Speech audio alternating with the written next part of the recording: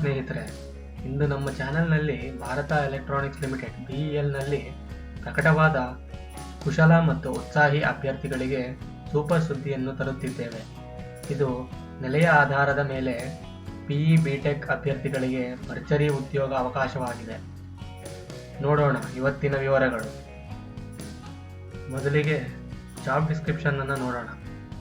BEL ಒಂದು Navratna PSU ಆಗಿದ್ದು, ರಕ್ಷಣಾ ಸಚಿವಾಲಯದ ಅಡಿಯಲ್ಲಿ ಕೆಲಸ ಮಾಡುವ ಭಾರತದ ಪ್ರಮುಖ ಎಲೆಕ್ಟ್ರಾನಿಕ್ಸ್ ಕಂಪನಿಯಾಗಿದೆ.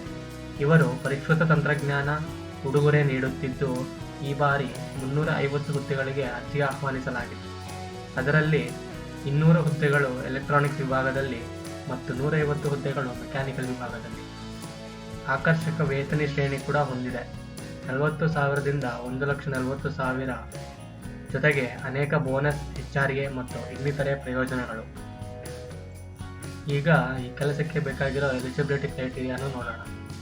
ಈ ಹುದ್ದೆಗೆ ಅರ್ಜಿ ಸಲ್ಲಿಸಲು ನಿಮ್ಮಲ್ಲಿ BE BTech ಪದವಿ ಇರಬೇಕು.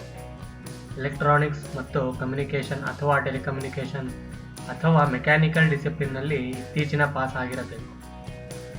OBC, SC, ST, PWD ಅಭ್ಯರ್ಥಿಗಳಿಗೆ ಬಡ್ತಿ ಸಿಗುತ್ತದೆ. ವಯೋಮಿತಿಯನ್ನು 25 ವರ್ಷಕ್ಕೆ ಮಿತಿಗೊಳಿಸಲಾಗಿದೆ.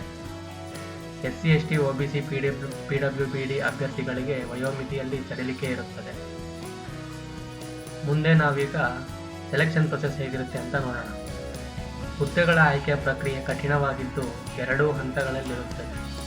ಕಂಪ್ಯೂಟರ್ ಆಧಾರಿತ ಪರೀಕ್ಷೆ CBT. ಇದು 120 ನಿಮಿಷಗಳ ಪರೀಕ್ಷೆ.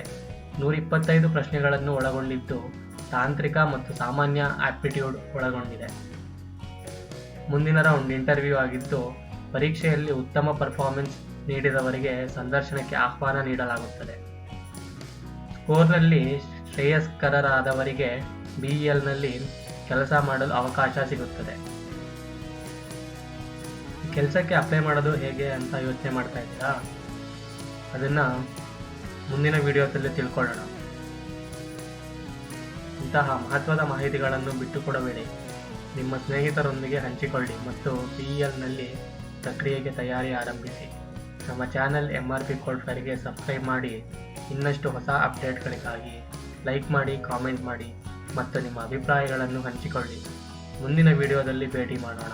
ಧನ್ಯವಾದಗಳು.